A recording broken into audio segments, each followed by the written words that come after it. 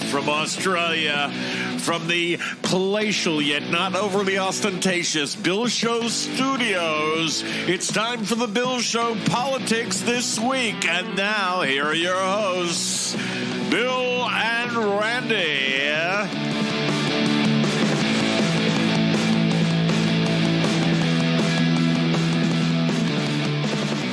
Welcome to show 259, ladies and gentlemen. And hi, guys. What's been going on? Anything?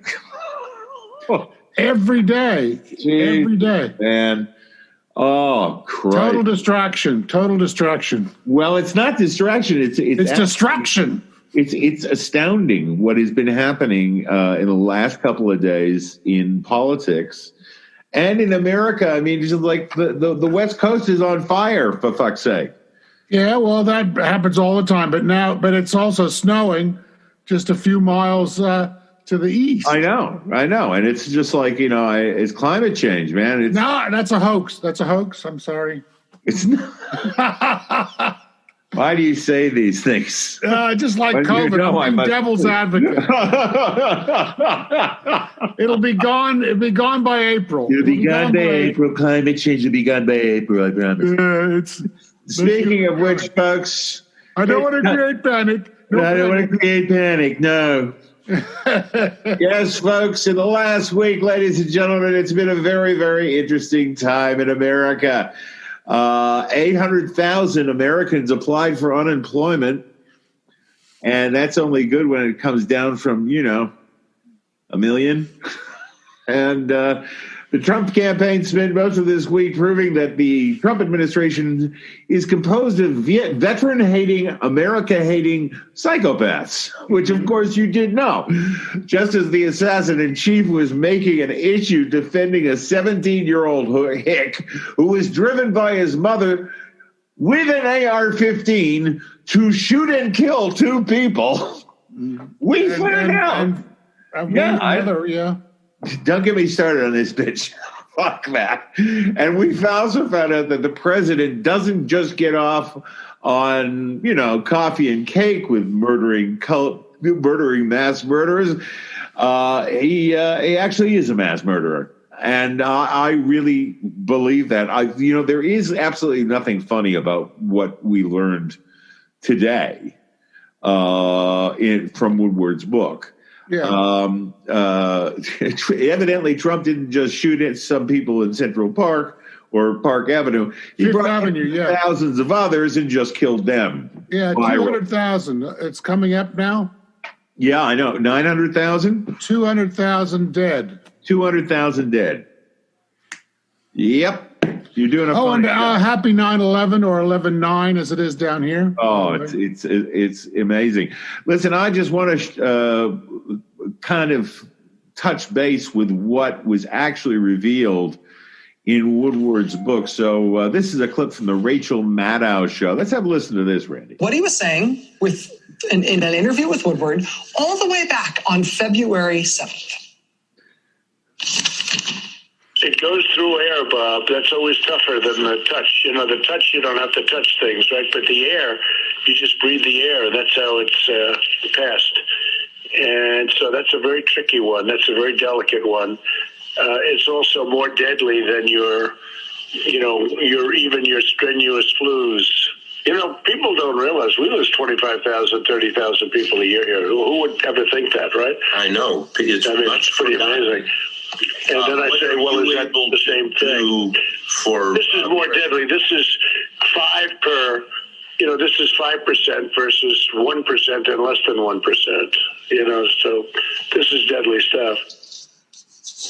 This is deadly stuff. President Trump, a recorded interview with Bob Woodward on February 7th, very early, explicitly acknowledging that the coronavirus is way more deadly than the flu. Quote, this is deadly stuff. That was in February, man. Yeah. That was in February. Yeah, and there were very, very few recorded deaths. No, there were very few recorded, and it goes on. I'm going to play a little bit that she refers to, but this guy was calling for people to go to stuffed conventions. He was actually telling people, no, let's stuff them all together down in Tulsa, because he wanted the place to look crowded, even though he knew that this is deadly stuff. Yeah. He doesn't give a shit about you. He doesn't care. He never did. If he could kill you, he would. In February, right? We have only 15 coronavirus cases. This is so much less serious than the flu, right? Then the very next day, it was this.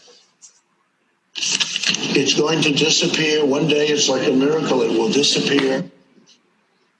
Lying sack. A couple weeks later, shit. he's back on the phone with Bob Woodward, not only talking more about how COVID is super serious, but admitting to Woodward's explicitly that he likes to play down its seriousness in public.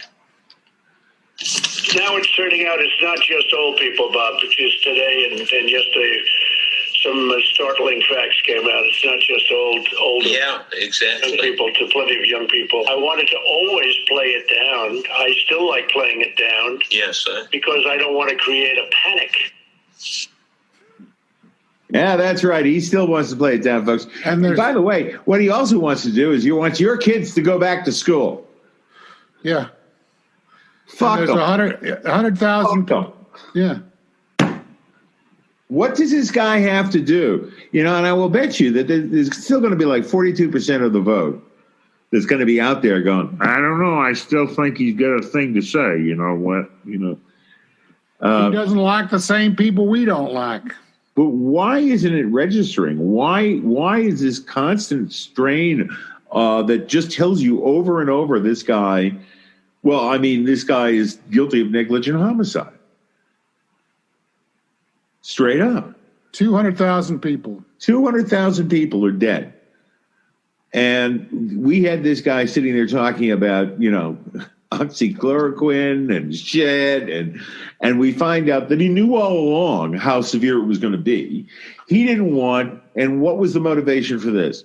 He didn't want the stock market to go down. He didn't want to panic. No, I didn't give a shit about panic. Do you think that Donald Trump gives a shit about panic or violence or anything like that? I mean, There's 200,000 very cool and calm people now. Yeah, everybody's really calm now. Thank God you're here, Donny. The thing is that he didn't want the stock market to go down. And that trumped, so to speak, whether or not people were actually going to matter. And they just didn't. So, fantastic little thing for Donny. Thank you, Donny. How wonderful. Yeah. I was sitting there thinking the other day that, Hitler has got to be down in hell going, guy's pretty good. Yeah. I was like, really? Seriously, if there was an Oscar nomination for, murderer, mass murderer, I think he'd be in with a chance. I think he would, Yeah, I think so too. And the nominees are Pol Pot, Charles Manson, Mao Zedong, and Donald Trump. And John Thank Wayne you. Gates. Yeah. Oh. Put on your dark glasses. You can be Jack Nicholson in the front row at the mass murderer's Oscar. No, I wanted to. Hey, Jack, how you going? I'm just. I'd like to thank God and everybody that made me a vicious criminal psychopath. Thank you very much.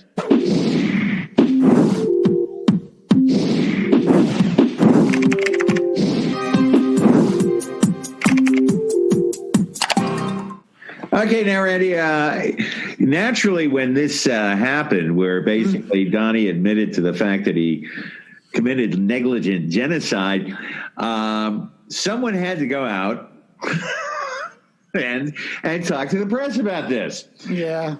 Hence, ladies and gentlemen, Louisiana Congressman John Kennedy, I swear to God, this guy was from Mayberry.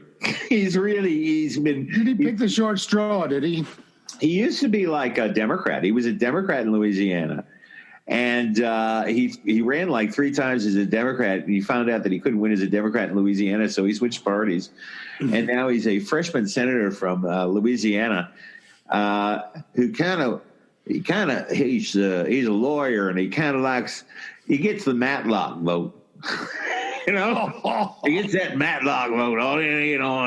I ain't nothing but an old country doctor, but I believe, and it's just horse shit from beginning to end with this guy. And now the shitmeister, John Kennedy, and I'm really upset that he has that name. It really does bother me. John Kennedy brought that Mayberry to kind of, I'm not going to react to the fact that my boss is a mass murderer. So, ladies and gentlemen, the dulcet tones, and I was like, this is a unique time in life, folks, because you get to see real evil, like really evil people doing things in public, looking down the camera lens and lying their fucking ass off. Yeah. Here's John Kennedy doing a triple thrust somersault of bullshit. So, ladies and gentlemen, the immortal and our nominee for asshole of the week, John Kennedy Matlock.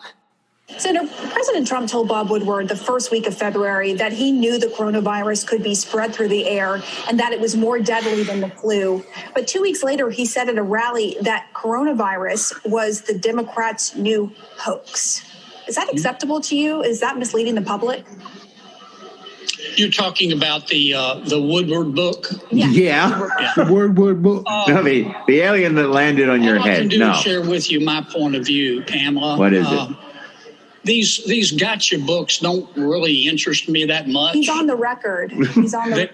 It's a tape. It's a gotcha book. No, it's a gotcha. It's a gotcha. I just admitted on tape 3 times that I killed 100,000 people. Oh, gotcha. Yeah. He's got to put his teeth in. He should put it in his store-bought teeth. He looks terrible. I just love these guys because they lie so well. Yeah. Oh, well. Are we talking about this book? Shucks, and chickens. I don't want no. All right, come on, Jed Clampett, go for it. These gotcha books don't really interest me that much. What do you read? There'll be a new one out tomorrow. But this is... Yes. I think there's one coming out every day. Look, yeah, I know. Look at Kennedy now. Look at this shot at Kennedy. Wise guy, eh? And that's John Kennedy thinking to myself, geez, I was going to run for governor of Louisiana. Yeah. I might not be getting. I can't even get a cold cup of gumbo now. Does it hurt, John? Yeah. He's cornholed. It's a cold cornholing. Yeah, she's pretty happy about it. I got to say that. Yeah, nice. If I was asking those questions to him right now, I'd be very happy, just like her. I'd go, "How does it feel to sizzle in your own shit?" Okay, come on, John, bring it home. Bring it home. You can do it. You're a man among men. Right. He did 18 interviews with Bob Woodward. 18. Right. So he's recorded. You hear his voice. Yeah. And you're seeing that, and you're contrasting that with what he says to the public. Wouldn't that be something of interest to you as a United States Senator? Well, let me answer you again. These gotcha books don't... It's not a book, it's a tape. It's a phone call. It's a phone call. I am the programmed Hick 2000 computer. I can only say one thing. Well, by golly, these gotcha phone conversations with people, they're just downright bad. Yeah, me and Andy Griffith were like that. Yeah, me and Andy Griffith. Out tomorrow. Yeah. Senator, let me just, I let you talk. I wanted to hear what you had to say. But the bottom line is he told Bob Woodward privately that this was a deadly virus and that it was airborne. Didn't the public, didn't the citizens in your home state of Louisiana deserve to know that as well? No, so fuck that them. they could change their behavior appropriately to protect themselves? Well, number one, Pamela, I'm not going to repeat what I just said, but all I can tell you is what my personal experience has been. Number two, let me say a word about this infatuation in Washington with who said what to whom. Yes, we sat down and planned the final solution. But let's not talk about who said what. Yeah, who made up that name? I don't know. I don't know who made up that name. Republicans always have a problem with who said what to whom. Liddy, Haldeman, Ehrlichman. They're always Nixon had the tapes as well. And it's always tapes. Why do we know that it'd be tapes? Yeah. It's not like it was who said. He had the tapes as well. I believe it was Nixon who said, let's not worry about who said what. Oh, I'm not a crook. I know. It would be wrong. Okay. Bring it home. You got anything else to say to this lady? Yeah. Okay, let's bring it home. Pretty quickly up here. No, Senator, I'm sorry. Oh, bloody. This is. I understand there's politics right yes, now. Girl. We're 2 months away from an election, but this is life and death. You had 5,000 people that have died in Louisiana from coronavirus. Republicans are reluctant, as you are now, to ever criticize this president. But as a human being, how can you be okay with this? Now, let's see now. Oh, you qualified this. It's a gotcha book. That this fucker is a human being. He's not. He is a. How can you be okay with that? How can you be okay with it? I sold my soul to Satan, you see. I wanted to be a U.S. Senator so badly. I switched parties and signed on with Beelzebub. Here we go. Let's see, as a human being, how does he feel, Randy? How does this little shit kicker feel? Here we go. Put your store-bought teeth in. Put your store-bought. Come on, Matlock. Bring it home. Don't disappoint me. Say something really awful. Well, if I could finish my answer. Snippy. I learned in Washington, D.C. I'm sort of existential or Sartrean about Washington, D.C. To be is to act. You learn pretty quickly not to judge people up here by what they say. You have to judge them by what they do. So what's your point? It's existential. That means... No, but yes, you'd have to. And what he did was downplay the whole virus. What he did was make it as difficult as possible to get life-saving equipment to hospitals during that time when he knew the damn virus was lethal, when he knew that it was airborne. And you should wear a mask. And you should wear a mask. And he was telling people not to wear masks. Those are things he fucking did, you Gomer Pyle sack of fucking lying shit. Oh, my God. All I can tell you, Pamela, is what my personal experience has been. And that is that this administration has been very responsive early on. We were the first ones hit after New York, both to the coronavirus and to the damage that we've done to our economy. Now, I understand some people disagree with that, but that's honestly my experience. Well, shucks. It's all about the economy. It's all about the economy. I want to leave you with that image. Yeah. That reporter looking like that and that hunk of shit. Because, can I have another refrigerator truck? And, that piece of shit has got to go. I think the Democrats should say, "Oh, you think you think that you're going to go in for a second term? No. This guy should be buried. He is a apostate of Satan. He is defending a man who literally, through his neglect, caused thousands of people to die. He knows he's doing it, and yet he's lying his ass off." And can I just say, the really sad thing is most of the people who are dying and getting sick are Trump supporters. That's right, and they don't care. I mean, Florida. Most of the people that went to the 3 super spreader events that he has continually. And all those bikies in North Dakota, whatever it was. Absolutely. 250,000 infections. Oh, Jesus, man. So that is the end of our little, oh, golly. That's the expression. You look at the lady's expression there. That is the expression I've had for the last fucking 7 years. Gotcha. My goodness.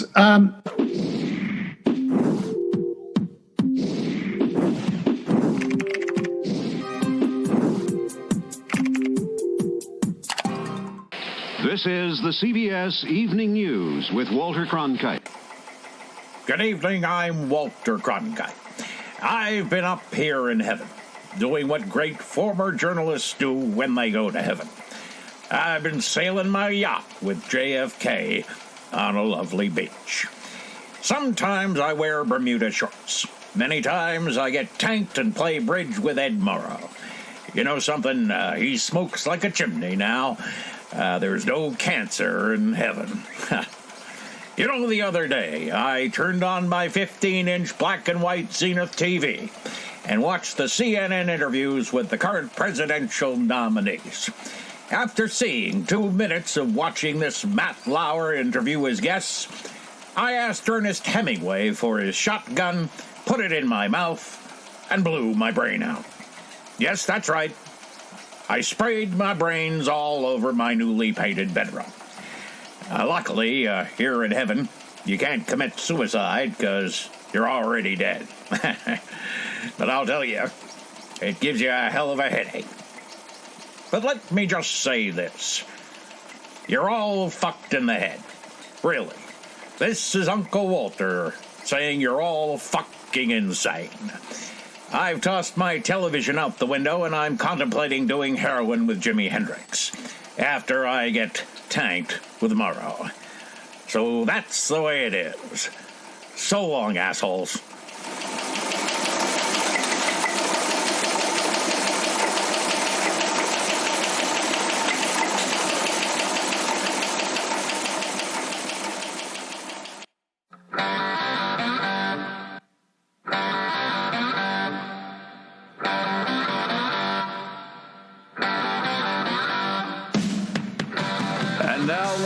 Gentlemen, it's time to keep your hands and feet inside the vehicle at all times, because it's time once again for Randy's Rant.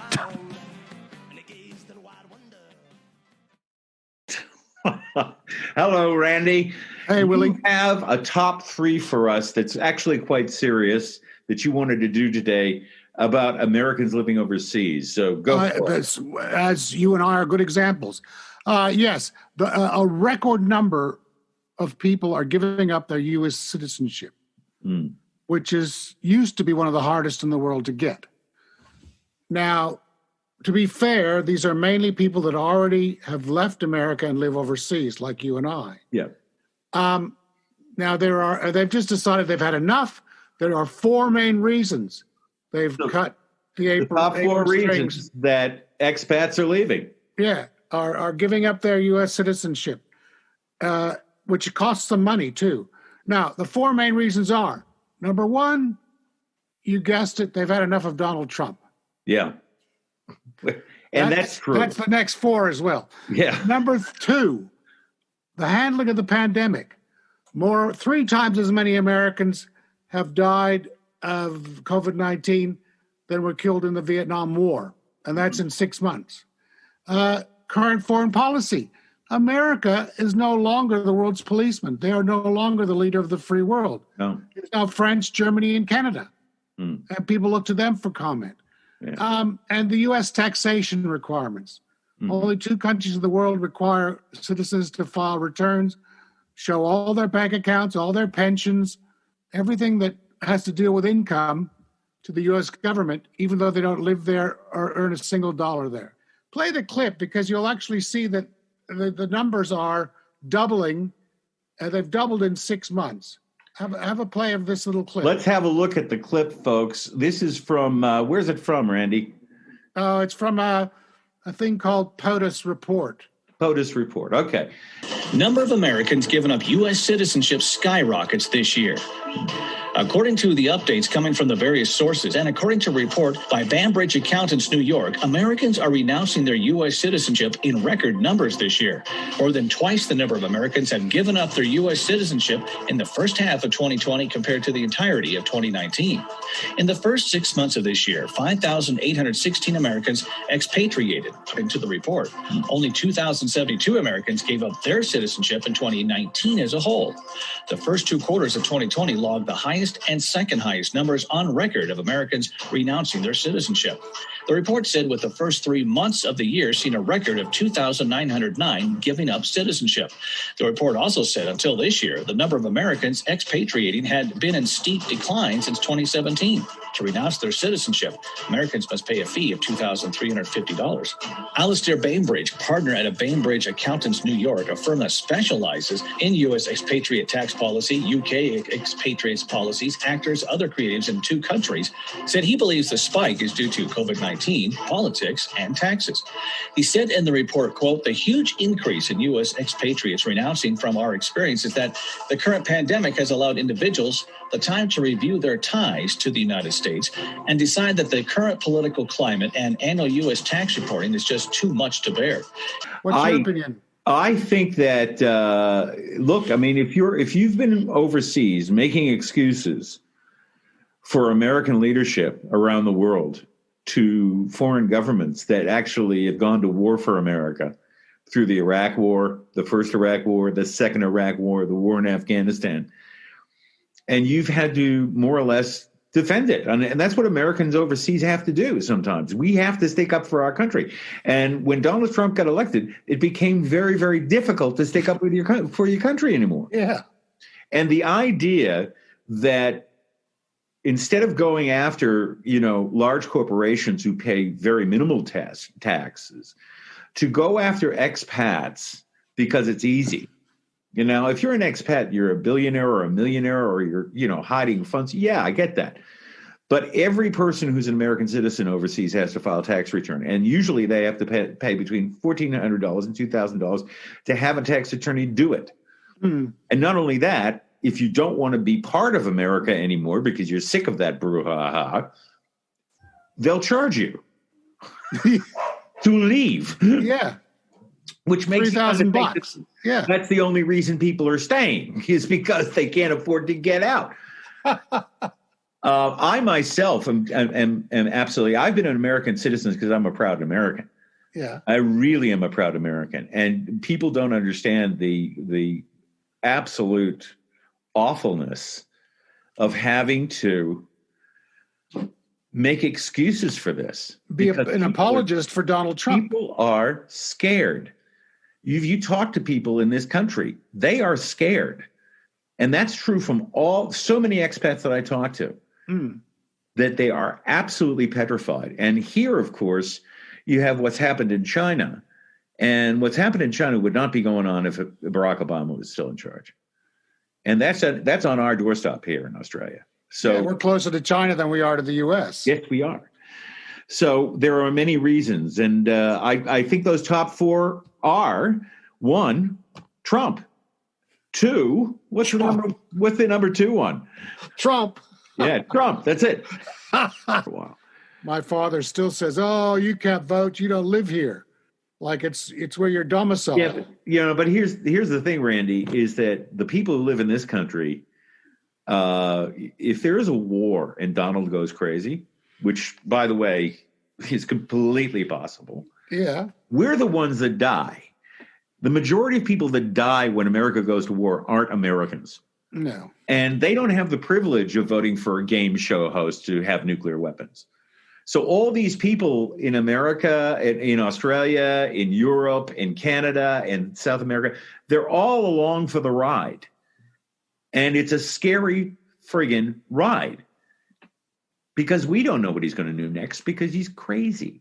Look, our friends here in Australia often know more about U.S. politics than the average American. And they ask us, how is President Trump? I heard he's done this, he's done this. And they do. I go into a shop. How's your friend Donald? Yeah. He is. I've lived here for 45 years. I know. And he is. I never thought that you'd come to a situation where I was fully, sometimes ashamed. Yeah. I was ashamed during George W. Bush's presidency. I told people I was Canadian, eh? Yeah. And I tell them I'm an American because I'm an American. Mm-hmm. I love my country. But the fact that people who love their country are having to leave it is the sad state of affairs that America is in right now. Sad. We need to get this guy out of it. Well, Well, I guess that's it for this show, Randy. That was yeah. Audio tracks from 3 videos and some extra bits just for the audio audience. Just for our audio audience, just for our loyal guys out there. We want to say goodbye, and we want to say goodbye to Val. Val of Glen Falls, New York. Our number 1 fan. Her name's Randy, too. And Val and Randy. I want to say hello to David. I want to say hello to Faith. I want to say hello to all our fans all across America. We have little dribs and drabs everywhere. We're there for you guys, and we're going to look forward to talking to you through this crazy next 2 months. Yeah. So we'll see you next time, folks. So long, Randy. We'll meet again. So long, guys. Goodbye.